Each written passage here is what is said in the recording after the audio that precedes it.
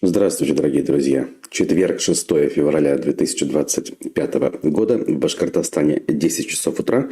Самое время начать очередной выпуск «Аспектов Республики» с информационной повесткой региона, страны и мира в целом. Вместе с вами, с помощью ваших сообщений в чате, ваших мыслей, вопросов, мы делаем наши встречи более важными, скажем, более содержательными, более отражающими происходящую действительность. Поэтому присоединяйтесь прямо сейчас, если вы, конечно, нас смотрите в онлайне. Всех тех, кто пишет комментарии после, мы тоже любим и ценим.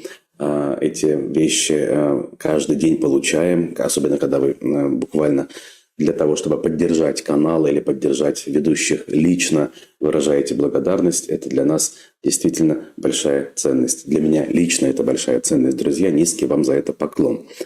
Вот. Тем из вас, кто периодически оказывает поддержку нашему каналу, отдельно низкий поклон. Обращаюсь ко всем остальным. Проблемы до сих пор есть, они существуют, они никуда не делись. Поэтому канал вашей поддержки ждет, он в ней нуждается. Если вы особенно живете за границей, у вас есть возможность прямо через YouTube оформить спонсорство, либо все-таки перейти на сервисы Boosty или Donation Alerts.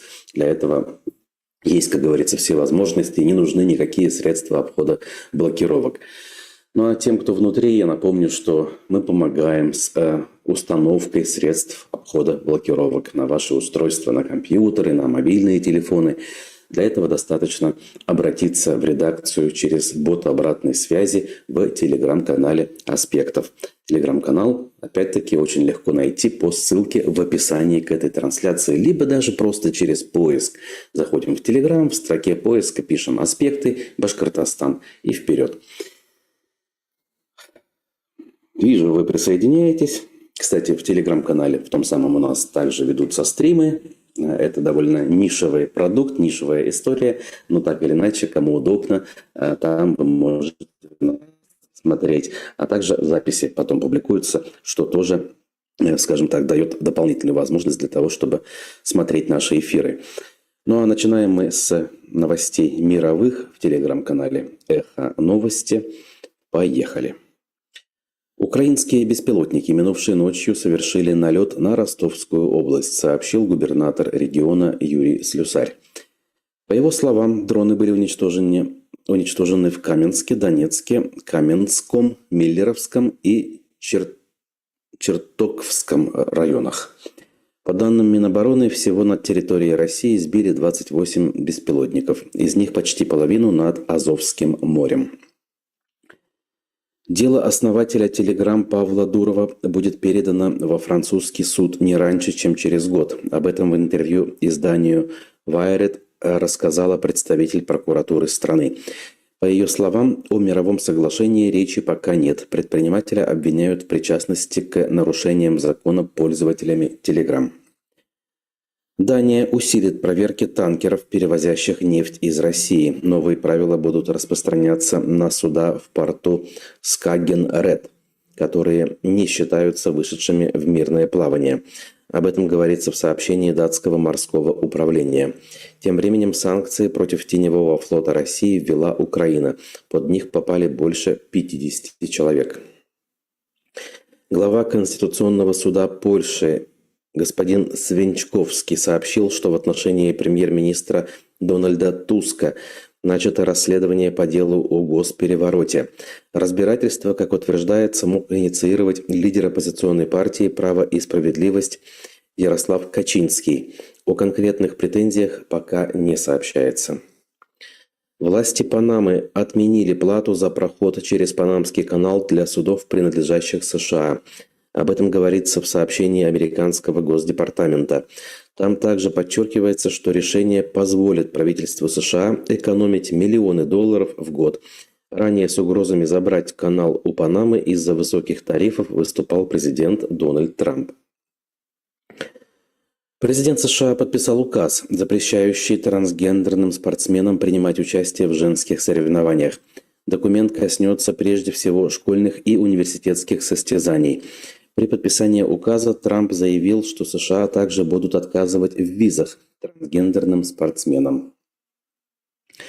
В возрасте 76 лет умерла одна из участниц демонстрации «Семерых» Баева, сообщает «Мемориал».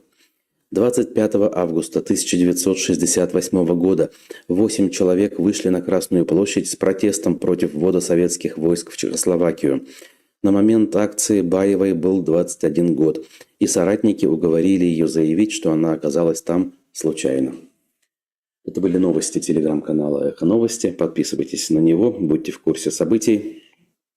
И вот так буквально, да, последняя новость возвращает нас в воспоминаниях, даже не в воспоминаниях, мы лично-то об этом, как правило, не помним, а в какие-то дебри наших знаний, о том, как даже в самые такие тоталитарные, скажем так, сложные советские времена находились в огромной стране буквально несколько человек, которые могли себе позволить высказать протест против происходящих событий. Вообще в стране, как я понимаю, мало кто слышал даже в моменте о том, что происходит. Мало кто вникал в первопричины, в истоки тех событий Пражской весны, так называемой. Но были люди, кто все-таки понимали всю сущность этого режима, всю его преступную натуру и, соответственно, высказывали свое отрицание этому происходящему процессу. И вот люди по естественным причинам постепенно уходят, дают нам тем самым повод вспоминать такие события прошлого. Посмотрим, насколько что-то подобное, опять же, сохранилось в людях сегодня. Будут ли такие события происходить, опять же, внутри страны в период, когда появится на это хоть какая-то возможность. Сейчас все понятно, ресурсы, возможности исчерпаны. Последние какие-то массовые всплески гражданской активности мы наблюдали в 2021 году, если говорить по масштабам страны. А если говорить про Башкортостан, то мы наблюдали такое в Баймаке 17 января 2024 года. И, кстати говоря, 19 января 2024 года было небольшое, но повторение в Уфе. Помните, ведь мы всегда сосредотачиваемся на массовых беспорядках, так называемых, которые были в Баймаке, но нет, через день в Уфе у памятника Салавату Юлаеву люди вновь были, пели песни, водили хороводы и тоже подвергались жесткому силовому давлению. Об этом большое количество видеоматериалов опубликовано на канале «Аспектов». Если вдруг забыли, всегда можно вспомнить и погрузиться в ту самую замечательную атмосферу. Вот. Ну а мы давайте новости посмотрим, что у нас в республике к этому часу накопилось. А у нас все как обычно и, как говорится, по плану властей. В республике отказались от проведения публичных слушаний еще на год. Правительство таким образом продлило мораторий на проведение публичных слушаний и общественных обсуждений на весь 2025 год. Постановление подписано премьер-министром Андреем Назаровым. Значит, теперь, как и в предыдущие 2 года, обсуждение общественное не требуется. При утверждении проектов генеральных планов муниципалитетов, при внесении изменений в генеральные планы городов и сел, проектов планировки и межевания территории, если они разработаны не для размещения объектов, оказывающих негативное воздействие на окружающую среду. То есть, если речь идет о строительстве домов, то никаких обсуждений не нужно, потому что дома формально негативного влияния на окружающую среду не оказывают. Кроме этого, проводить слушания не нужно при утверждении и внесении изменений в проекты правил землепользования и застройки в муниципалитетах, если они разработаны для установления территориальных зон производственного назначения. Даже так.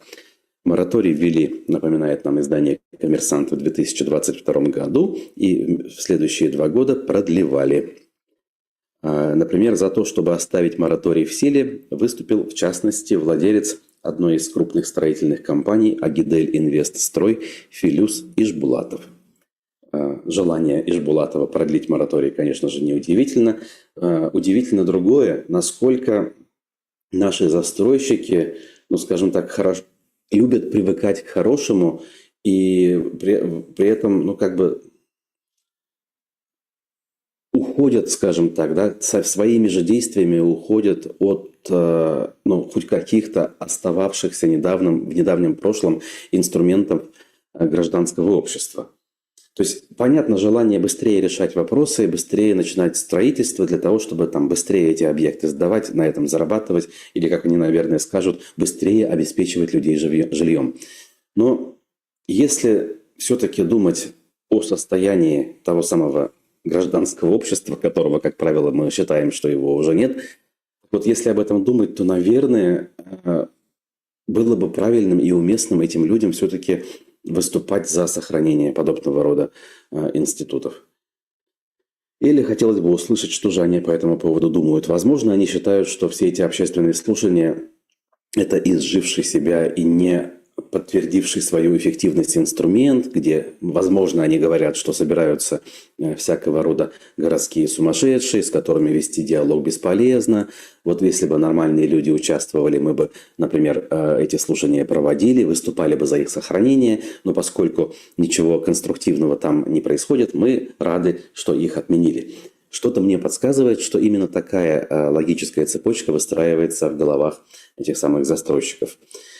Как-нибудь, может быть, попытаться кого-то из них вытащить на эфир и спросить у них. Правда, что-то есть очень серьезные сомнения в том, что хоть кто-то согласится пообщаться с нами.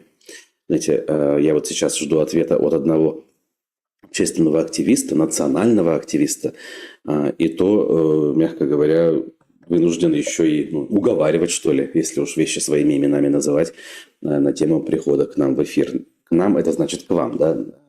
Поговорить с вами, со слушателями, со зрителями. Вот. И вот в тему пишет нам Network. Для интереса смотрел разные объекты на продажу в Уфе. Цены взлетели просто в космос. Такое чувство, что в Европе дешевле. Ну, если смотреть в среднем по Европе, наверное, да. Почему бы и нет? Мне, конечно, сложно сравнивать вот с тем, что я вижу за окном, особенно с учетом цен на аренду, которые здесь неадекватно высоки. Но, опять-таки, тут есть для этого объективные предпосылки. Вот. А в целом, когда люди рассказывают о том, как они дешево арендуют жилье в разных замечательных, порой сказочных уголках Европы, и рассматривают всерьез варианты приобретения недвижимости, я всякий раз думаю, надо же, действительно, цены с Уфой вполне сопоставимы как минимум. Вот. По поводу Жени, эфира совместного, я буду рад, как только так сразу. К сожалению, проблемы со здоровьем долго не решаются у нас у обоих. Но вот я хоть как-то по утрам еще собираюсь с мыслями, чтобы с вами встретиться. Вот. А у него еще и другие задачи есть. В общем, не просто это все. А также я напоминаю, что эфиры по центральноевропейскому времени идут в 6 утра. Вот, что не совсем удобно для тех, кто предпочитает полуночный образ жизни. Вот. Мы дальше двигаемся по новостям. Заместителя начальника отделения полиции в Уфе уволили из-за утраты доверия. Также сообщает «Коммерсант». Такие случаи бывают. И опять-таки для того, чтобы формировать полный портрет, давайте все-таки эти новости тоже не упускать, хотя вроде бы политики здесь совсем нет. Значит, иск к МВД изначально подавала прокуратура Октябрьского района Уфы, соответственно, в отношении этого полицейского замначальника отдела, я напомню. Согласно материалам дела, некто Дмитрий Пестерев исполнял обязанности замначальника отдела с декабря 21 по июнь 23, а потом уже был, собственно, в должности замначальника, не исполняющим обязанности. В этот период он, как установила прокуратура, из личной заинтересованности обеспечивал внесение заведомо ложных сведений в табеле учета рабочего времени 2 сотрудников. Фактически на службу они не выходили. Также было установлено, что один из сотрудников передал заместителю начальника полиции 55 тысяч рублей. По фактам мошенничества, а также злоупотребления полномочиями и служебного подлога возбудили уголовное дело. А как заявил в суде представитель прокуратуры, при отмеченных нарушениях антикоррупционного законодательства есть причины для увольнения Пестерева из-за утраты доверия. Удовлетворяя иск, суд пришел к выводу, что действия экс-полицейского повлекли необоснованное расходование денег из бюджета, был нанесен вред авторитету подразделения МВД и правоохранительной службе в целом.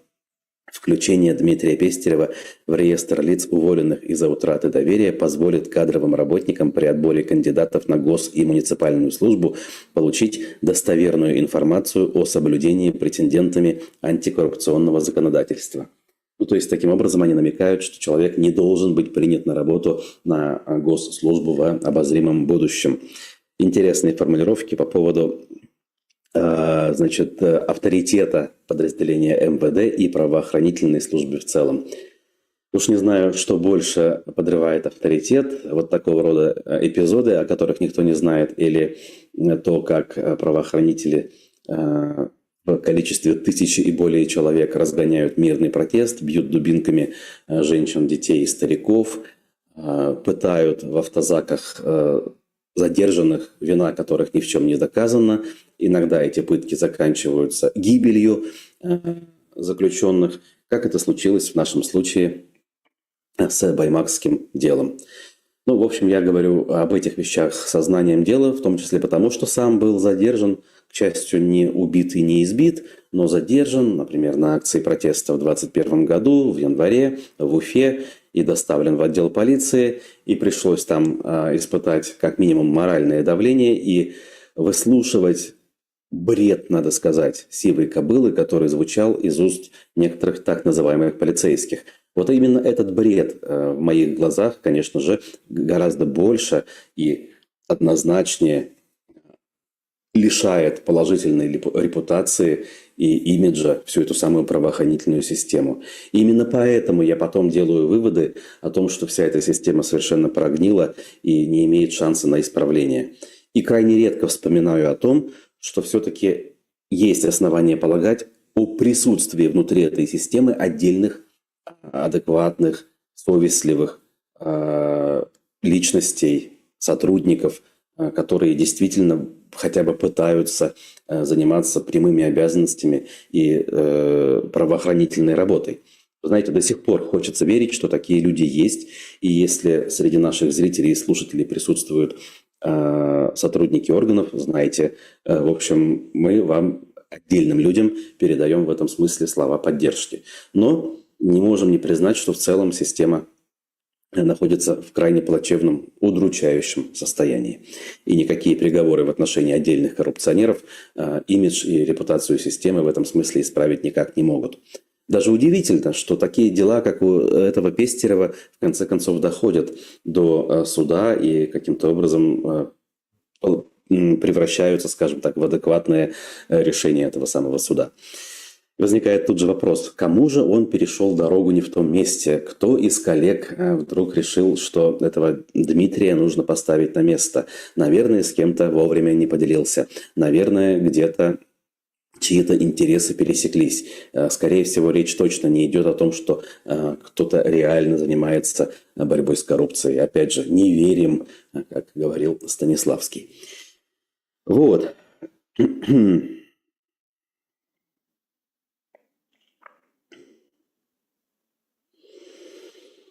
Дальше двигаемся.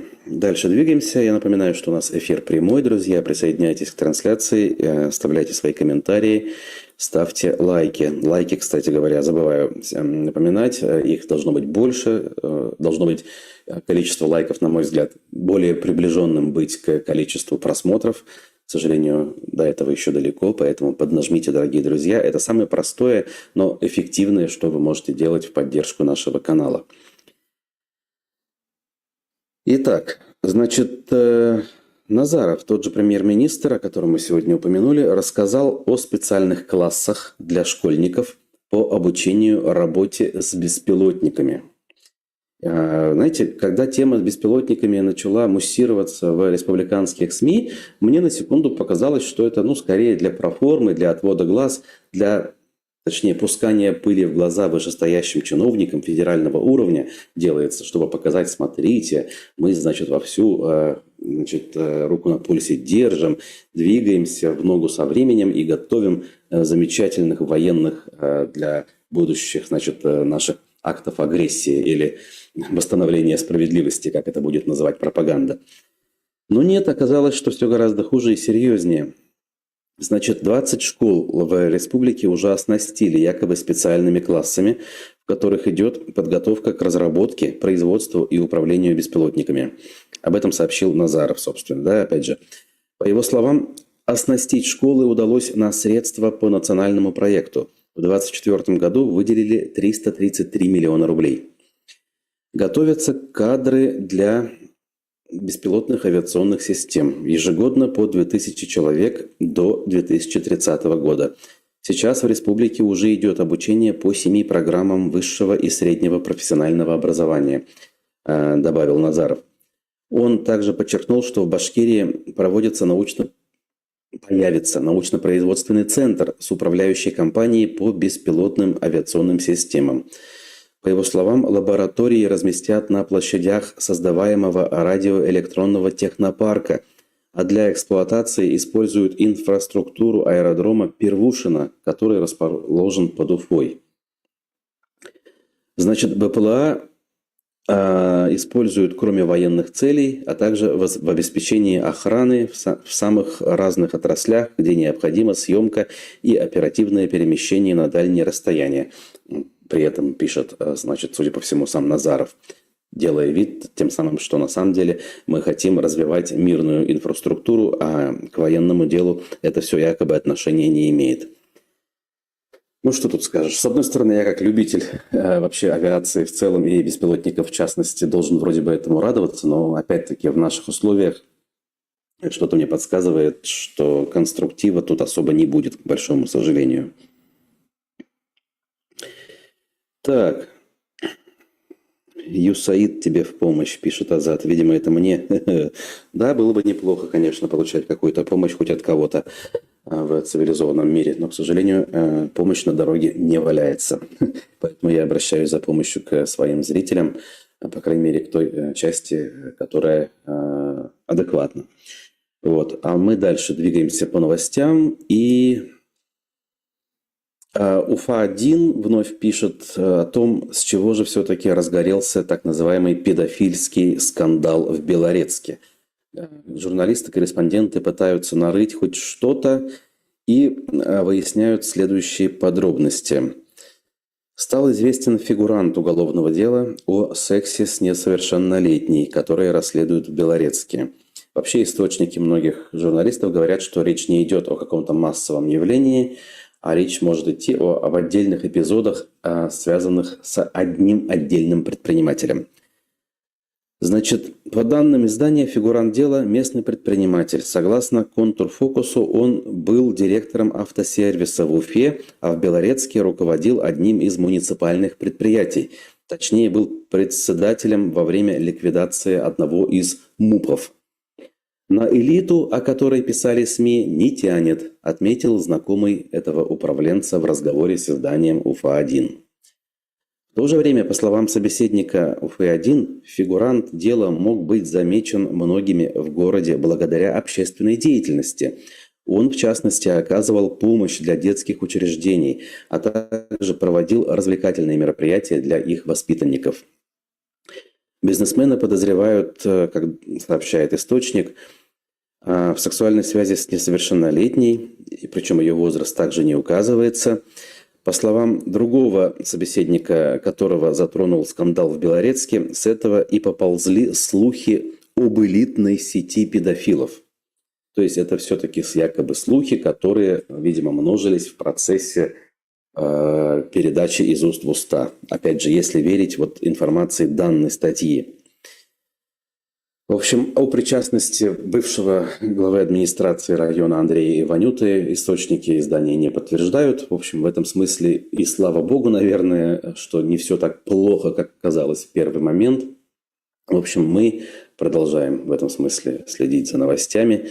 И, как вчера в эфире «Аспектов» сказал политолог Николай Евдокимов, если история и имеет под собой основания, то это чистой воды уголовщина, никакой политики в этом нет. И поэтому, в общем, тут остается сказать банальную фразу о том, что надеемся на максимально объективное и всестороннее расследование правоохранителей.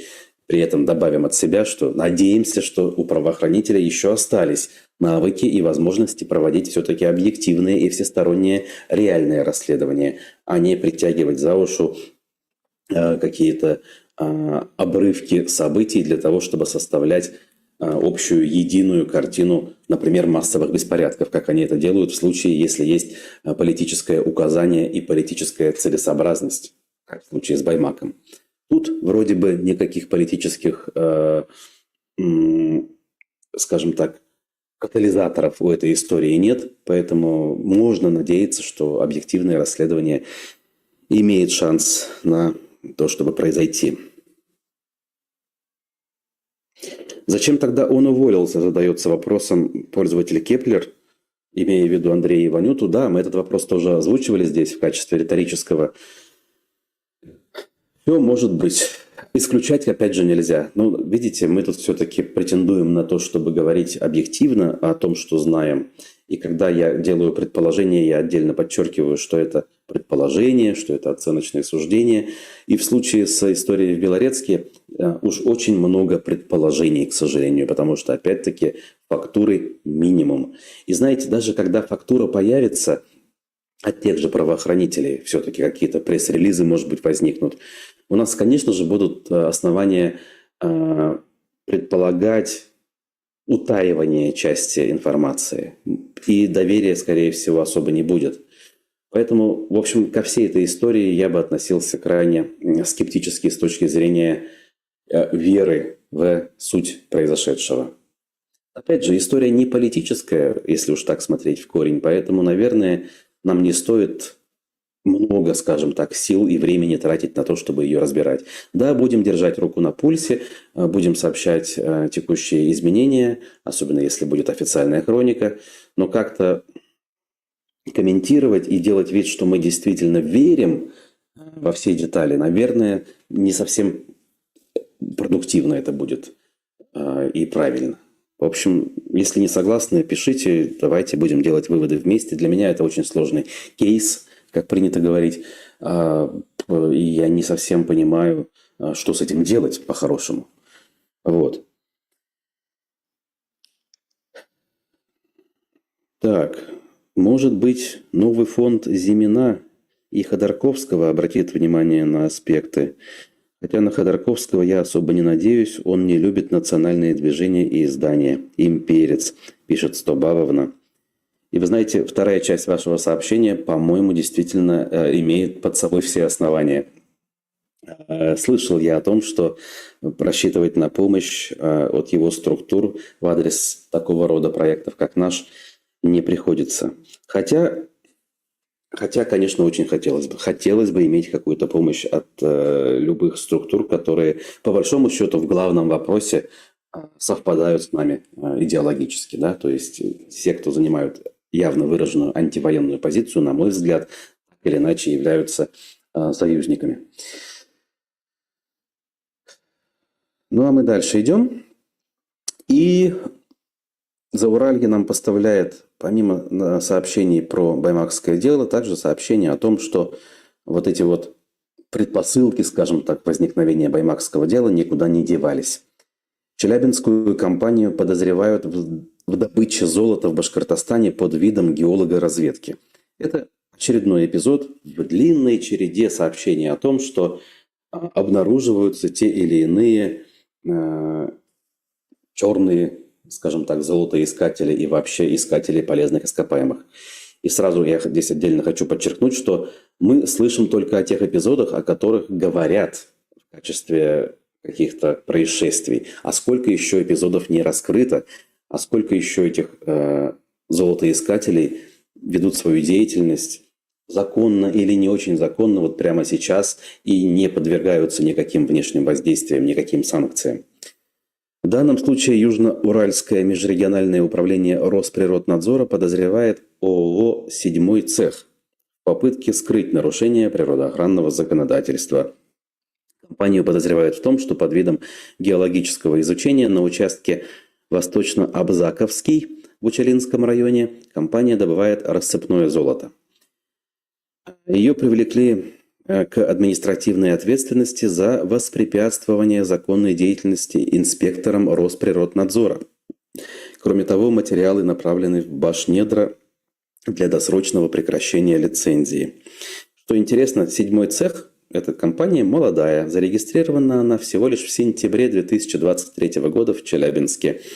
Владеет ею и руководит Алия Бегильдина, то есть, возможно, представитель башкирской нации. Основной вид деятельности – розничная торговля через интернет-аукционы. Представляете? То есть у компании заявлена деятельность торговля через интернет, а занимается она реальной добычей золота под видом геолога-разведки. В общем, комбо-набор нарушений налицо. И это, еще раз подчеркиваю, только тот эпизод, который власти зафиксировали и стали с ним как-то бороться. То есть, возможно, мы можем делать вывод, что эта самая Алия Бегильдина, если она реальный персонаж, не подставное лицо, не смогла с кем-то вовремя договориться и занести на лапу соответствующую сумму. Опять же, это предположение.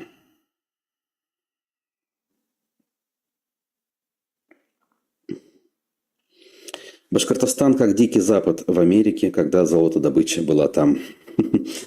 Ну, есть такие основания, да, для сравнения. Не могу не согласиться. Тем временем республика продолжает удивлять. Это с одной стороны, с другой стороны, все вполне понятно и ожидаемо.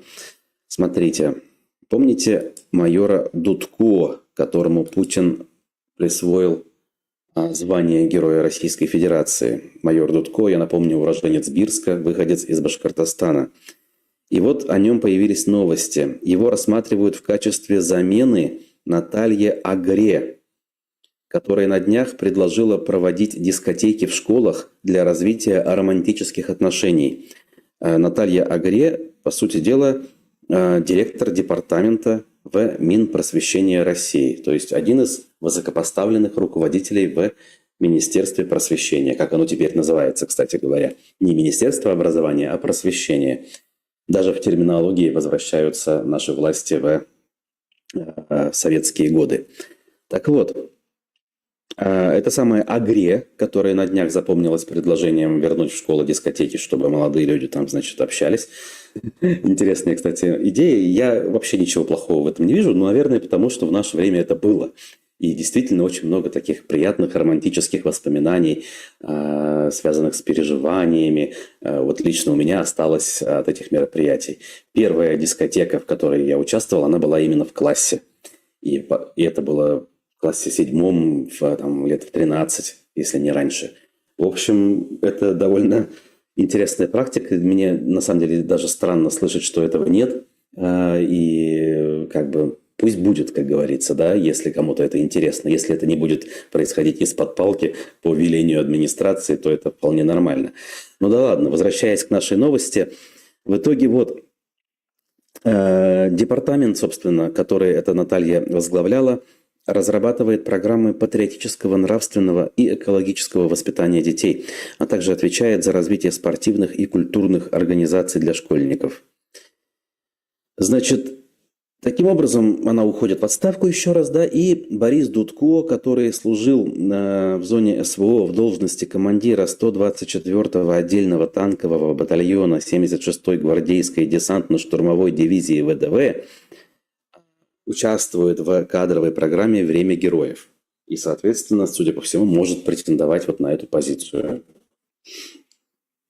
Что он предложит и что он в итоге реализует, если это случится, остается только догадываться. Будет ли он внедрять дискотеки, которые предлагала его предшественница, или он будет внедрять ежедневную военную подготовку, как говорится, покажет время. Тут остается только догадываться. Но я думаю, вы прекрасно понимаете, что крайне скептически отношусь к любым идеям продолжающейся милитаризации жизни и образования в частности. С нетерпением жду документальный фильм замечательного педагога из городка Карабаш Челябинской области. Я надеюсь, вы видели новость о том, что с 22 по 24 год сотрудник одной из школ, отвечая в этой школе за видеофиксацию всех событий, с удовольствием все это дело фиксировал и вывез за границу в США для того, чтобы смонтировать документальный фильм, свидетельствующий о том, как в глубинке, на местах происходит эта самая милитаризация всего и вся на примере образования. Мне кажется, премьера этого фильма будет очень важным событием в общественной жизни и вообще важным свидетельством времени и эпохи. Хочется верить, что по стране еще есть люди, которые, занимаясь этим важным делом под прикрытием, скажем так, еще зафиксируют достаточно этих самых вопиющих на самом деле, возмутительных и крайне удручающих свидетельств. Но свидетельствовать надо, а сохранять это надо, для того, чтобы и современники это видели, и потомки потом могли делать соответствующие выводы. Причем, я надеюсь, не дальние потомки, а буквально вот наше поколение, которое будет заниматься разбором завалов на руинах всего того, что возникнет в обозримом будущем на основе этого режима. Вот. Надо же, интересное сообщение от нашего зрителя впритык. У меня папа зетник. Я с ним почти не общаюсь, не понимаю, как сын ветерана войны поддерживает войну. Не знаю, как убедить, постоянно слушает Россию-24. Ну, это вообще известная беда, и сын ветерана войны ни от чего не застрахован. У нас, знаете ли, большинство населения так или иначе сыновья или внуки фронтовиков, которые давно ушли из жизни и которые о войне не рассказывали по причине того, что не считали войну какой-то романтикой и не считали себя героями, а считали себя, по большому счету, случайно выжившими в этой мясорубке. И, скорее всего, выживали не по причине какого-то геройства, а по причине трусости, как правило. Давайте вещи своими именами называть. То есть мы, по-хорошему, в массе своей потомки либо трусов, да, либо потомки не знаю, политработников и НКВДшников. Те, кто потомки НКВДшников и политработников, по большому счету, свою миссию, скажем так, продолжают в массе своей, а остальные, кто как говорится. Кто-то присоединяется к армии зетников, потому что присоединиться к большинству проще, это более социально одобряемое поведение. И внутри, знаете ли, сознания каждого человека такой путь, такая модель, скажем так, гораздо проще укладывается, чем идти по пути сопротивления, чем плыть по течению. Вообще плыть по течению – это непростая психологическая задача для любого человека. Вот, поэтому не удивляйтесь в этом смысле отцу. Я здесь в этом смысле понимаю вас и ничем помочь не могу. Тем более, что пропаганда, как известно, она крайне эффективна, она всеобъемлющая, и нельзя сказать, что за несколько разговоров можно преодолеть эффект пропаганды, которая капала на мозги на протяжении многих лет. Как минимум 10 лет готовились к войне. 10 лет капали на мозги, называя Украину недогосударством, страной, населенной фашистами, нацистами, бендеровцами и боевиками. И это же все-таки отложило свой отпечаток. Поэтому себя ни в чем не вините, дорогие друзья, если вам не удается кого-то переубедить. Что касается фильма, он еще не вышел, отвечаю я Ильнаре Максимовой. В новостях была, информация в начале этой недели. К сожалению, на память не скажу ни имя, только город я назвал. По этим признакам уже можно загуглить и найти. Тем более, что сам фильм название, по-моему, еще не имеет. Речь о том, что он скоро выйдет. А как он будет называться, где он выйдет, где мы сможем его посмотреть, я пока сказать не могу. На «Дожде» пишут отрывки, показали. Побольше бы таких учителей, пишет Римма. Да, хотелось бы, конечно, чтобы их было побольше, но, опять же, слишком раскатывать губу давайте не будем. Система работает так, что выдавливает позитивных людей на подходах, на дальних подступах, как говорится. Отрицательный отбор никто не отменял. Система, построенная на взаимном доносительстве, на взаимном, подсиживании, она не может аккумулировать в себе достаточное или большое количество нормальных людей. Нормальные выдавливаются по разным причинам, а их место занимают подхалимы, лизоблюды и прочие нехорошие элементы, скажем так. Тем временем Признанный иностранным агентом, бывший соратник Радия Хабирова Ростислав Мурзагулов вчера публикует пост следующего содержания. «Салям ватандаштар. Просто будьте в курсе. Это плохая, в кавычках, Украина собирает максимум пленных живьем, долечивает раненых, включая сложные операции, пробивает через Красный Крест их включение в списки военнопленных. А ваши «хорошие» в кавычках командиры, чтобы не портить статистику, и мертвых, и пленных записывают в пропавших без вести.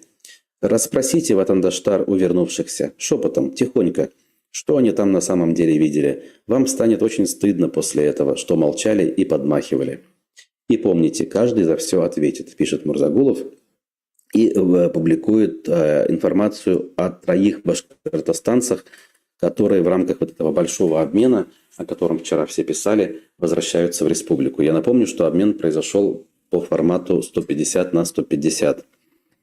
И здесь уроженец, не знаю чего, рядовой Бадреттинов, мой буквально ровесник, на месяц меня старше, да, 15 марта 82 года рождения. Рядовой Юрий Николаев, 83 года рождения. Рядовой Ильшат Тухватуллин, 68 года рождения. Вот такие вот пленные возвращаются в республику. И, в общем, вот тот самый случай, когда я подписываюсь под каждым словом, которое я процитировал, и отдаю должное Мурзагулову за то, что он это говорит и делает. И опять-таки призываю, что ли, да, и считаю неправильным вот в таких обстоятельствах вообще вспоминать какие-то негативные вещи, которые имели место быть в судьбе и биографии этого человека. Опять-таки, говорить и писать вот эти вещи на сегодняшний день я считаю самым важным и принципиально необходимым. Если человек это делает, знаете, в моих глазах он выглядит куда более позитивно, чем те, кто формально ничего плохого не делали, но продолжают на сегодняшний день обслуживать режим и делать все, чтобы этот режим сохранялся. Вот буквально так.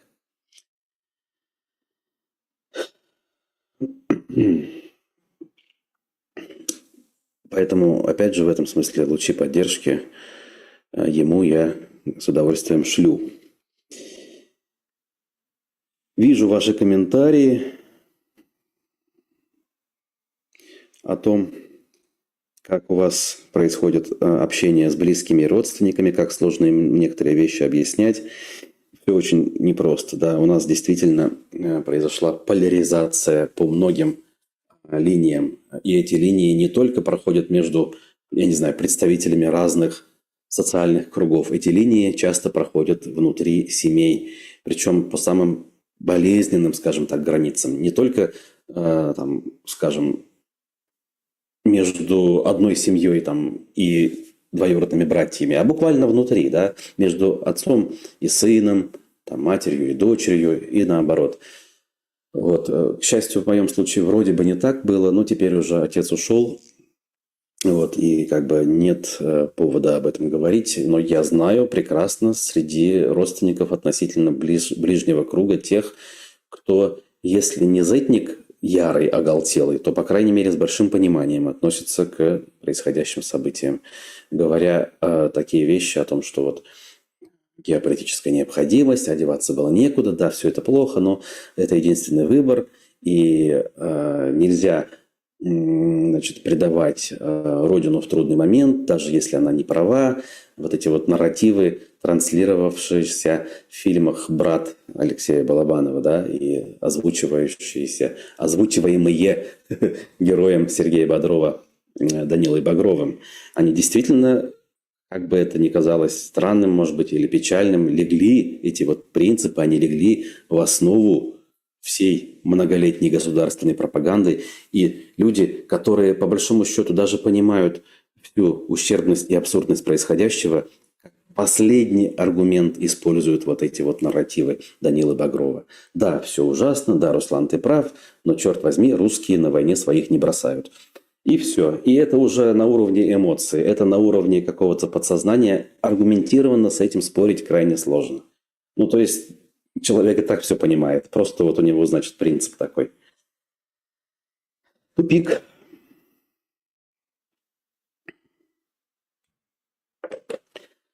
Ну, а у нас есть еще новости, поэтому дальше идем, друзья. Ближе к концу у нас обычно пропаганда. Ну, давайте возьмем ее. Ну, опять же, не в том смысле, что мы пропагандой занимаемся, а в том смысле, что мы смотрим, чем же живет наша с вами пропаганда. В лице государственного издательства или информационного агентства Башинформ. В Уфу на фестиваль студентов приехали представители Китая и Америки. С гордостью пишет заголовок информационное агентство. И тут же, знаете ли, вспоминается вот этот вот синдром или комплекс неполноценности. С одной стороны, мы, значит, ругаем, на чем свет стоит, Америку, США. Мы считаем их врагами. Мы считаем, что все, что с ними связано, это плохо. Но с другой стороны, на любого американца мы смотрим с вожделением. Мы считаем, что он крутой американец, надо к нему прикоснуться. Помните, может быть, те, кто постарше, или те, кто просто как бы в истории разбираются, как это было в Советском Союзе. То есть со всех утюгов втюхивалась идея, что западный мир, он ужасный, он загнивающий. И, в общем, ничего хорошего там нет, и пример брать не с кого. Но если какой-то американец появлялся на горизонте или вообще представитель западного мира, на них смотрели как на небожителей, как на каких-то уникальных существ, инопланетян, которым прикоснуться хочется хотя бы, а потом всем подряд рассказывать и хвастаться. Я американца живого видел. И вот это вот условие двоемыслия, двойных стандартов, они, в общем, стали общим местом. И я думаю, что в том числе привели к быстрому развалу Советского Союза, потому что никто особо не хотел за него держаться. И вот сейчас мы вновь наблюдаем примерно то же самое здесь. США враги и так далее, но к нам приезжали представители Америки. Подчеркивают они в заголовке. Зачем приезжали, кто эти были представители, неважно, зато они представители Америки. Кстати, если вчитаться в статью, то речь идет про выходцев из Башкортостана, про студентов, которые уехали в США учиться. И вот они приехали домой к родителям и поучаствовали в каком-то там форуме. Понимаете, то есть вообще яйца выеденного сообщения не стоит. Но оно очень красноречиво говорит о психологии, которая вновь возобладала, скажем так, да, и вышла на переднюю линию. Мы делаем вид, что мы ненавидим Запад, но при этом мы буквально готовы не мыть руки, если мы прикоснемся этими руками к представителю западной цивилизации. На самом деле, если смотреть по новости, то тут был форум дома, который назывался. Студенты вернулись в родную республику на каникулы, оказывается, и принимают участие в нашем форуме.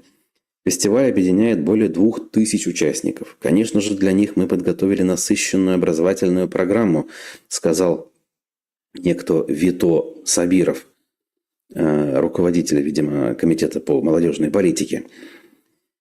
И тут, значит, они таким образом завлекают, видимо, студентов, делая все, чтобы они, когда закончат свои вузы, в том числе американские, в конце концов вернулись в родную республику. Кстати, желание в этом смысле понятное, ничего плохого в этом нет. Другое дело, что, мне кажется, на сегодня, как ни промывай мозги, в любом случае думающие представители студенческого сообщества, реально понимающие, куда все идет, скорее всего, будут решения принимать совершенно иные. Вы знаете, как бы не хотелось верить в то, что у нас произойдут позитивные изменения, как бы не хотелось представлять свое собственное будущее, его остатки и будущее своих детей с Родиной, вот анализ истории показывает, что минимум раз в 100 лет мы все сходим с ума. Да?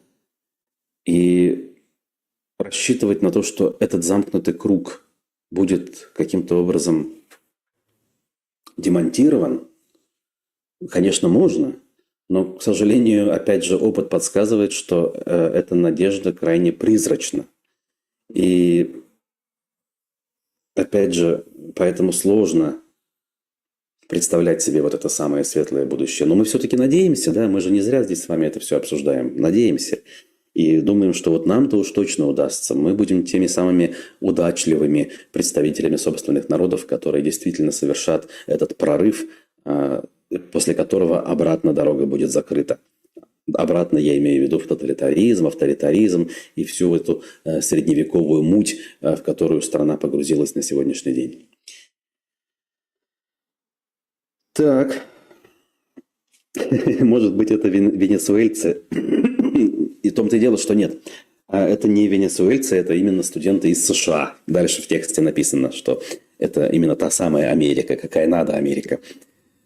Кстати, да, называли бы нормально вещи своими именами. Ну, что значит Америка? Америка вообще это континент гигантский, который объединяет два материка, Северную и Южную Америку. Поэтому вообще журналисты, конечно, в этом смысле хороши, так сказать. Вот еще одна важная новость, которую нельзя обойти.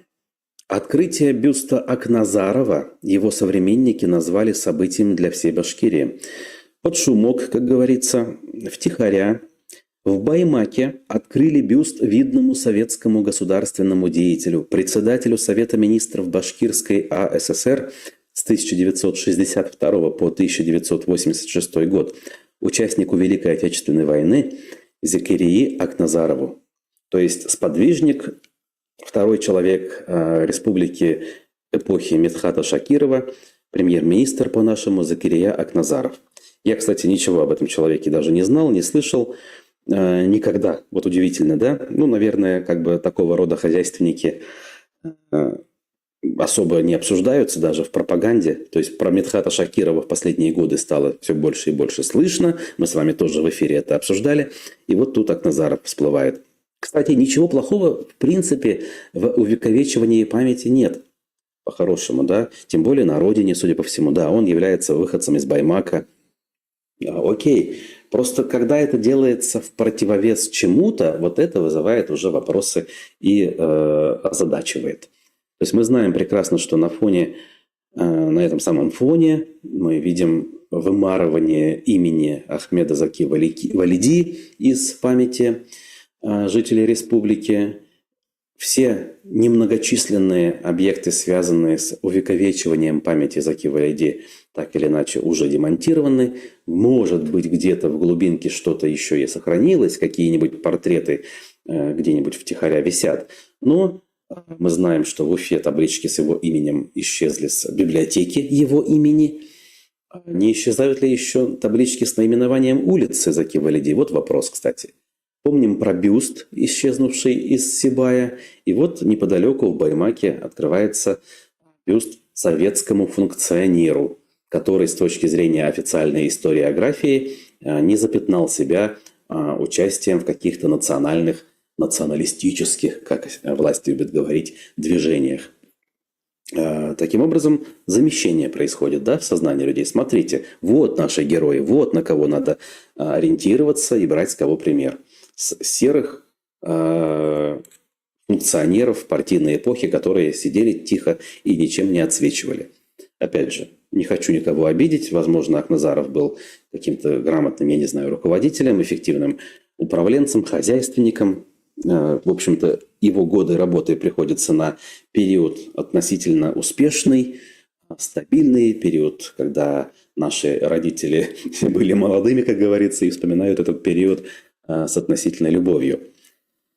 Но что-то мне подсказывает, что и Акназаров, и многие его современники – это продукт определенной селекции, да, то есть это люди Homo sovieticus, которые, по большому счету, даже если где-то внутри своих сердец и душ обладали какими-то идеями, то, по большому счету, их не выпячивали, предпочитая идти плыть по течению, выполняя указания партии и правительства. Тут, кстати, в публикации Башинформа на эту тему отметился бывший вице-премьер башкирского правительства, экс-министр культуры, а ныне представитель Международного фонда парламентариев тюркского мира в Республике Башкортостан. Представляете, такой даже есть фонд. Халяп Ишмуратов. Он также высоко оценил значение работы, которая проводится в республике по увековечиванию памяти выдающихся личностей. Ну, окей, как говорится. Увековечивание само по себе, опять же, оно ничего плохого не имеет. Тут я согласен. Другое дело, когда идет замещение. Акназарова в Москву на повышение в итоге забрали, пишет Стубавовна. Ничего себе. То есть в период перестройки, получается, когда он ушел из правительства, он ушел в Москву. Как интересно. Тем временем ЮТВ, городской телеканал, сообщает, что башкирские традиции, язык и мед станут национальным наследием республики. Как будто бы они на данный момент наследием де-факто не являлись. Давайте посмотрим, о чем речь. Депутаты Госсобрания, оказывается, решили свой нос засунуть в этот вопрос. Они намерены включить в Государственный реестр национального наследия 36 уникальных объектов и обычаев. Как сообщили ЮТВ в пресс-службе Курултая, туда внесут обычаи и праздники, сабантуй, Каз-Мехе, Башкорт-Туе, также игры, Куряш, Лак.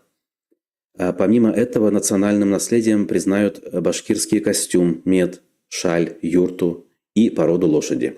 Проект соответствующего закона парламентарии утвердят 20 февраля на очередном заседании. Также в списке значатся эпосы Акбузат, Урал-Батыр, Курай, Кумыс и образ воинов Отечественной войны 812 года Северной Амуры. В реестр будут внесены также памятники природы, водопад Гадельша, Шеханы Куштау, Таратау, Юрахтау, гора Янгантау, заповедник Шульганташ, источник Красный Ключ, хребты Инзерские Зубчатки и Рандык, природные парки Аслыкуль, Иремель, Кандрыкуль, Мурадымовское ущелье. Есть ли в этом списке что-то связанное с башкирскими национальными героями, с Салаватом Юлаевым, его сподвижниками и теми, кто отметился в истории позже? Вот ничего об этом не говорится. Что-то мне подсказывает, что никаких имен и фамилий, связанных с борьбой с царским режимом, скорее всего, в этом реестре нет. И не только имен, но и каких-то объектов, которые в народной памяти могли бы ассоциироваться с этими событиями республиканской народной истории. Зачем, кстати говоря, этот список? Что он даст в результате? Как он поможет сохранить те же самые Шеханы, Куштау и так далее, если вдруг БСК СОДА захочет их разрабатывать? История умалчивает. Ну вот, депутаты продолжают имитацию бурной деятельности, как они это умеют и как они это любят. Ну что ж, друзья, исчерпана информационная повестка к этому часу. Довольно продолжительно мы сегодня с вами пообщались. Спасибо вам за участие в общении, в чате. Я с вами прощаюсь. Прощаюсь до завтра. Будьте здоровы. Ставьте лайки. Возвращайтесь к нам при любой удобной возможности. И делитесь, кстати говоря, публикациями с родными и близкими, по крайней мере, с теми, кто готов рефлексировать, кто готов получать альтернативную информацию. Спасибо, друзья. Всем пока.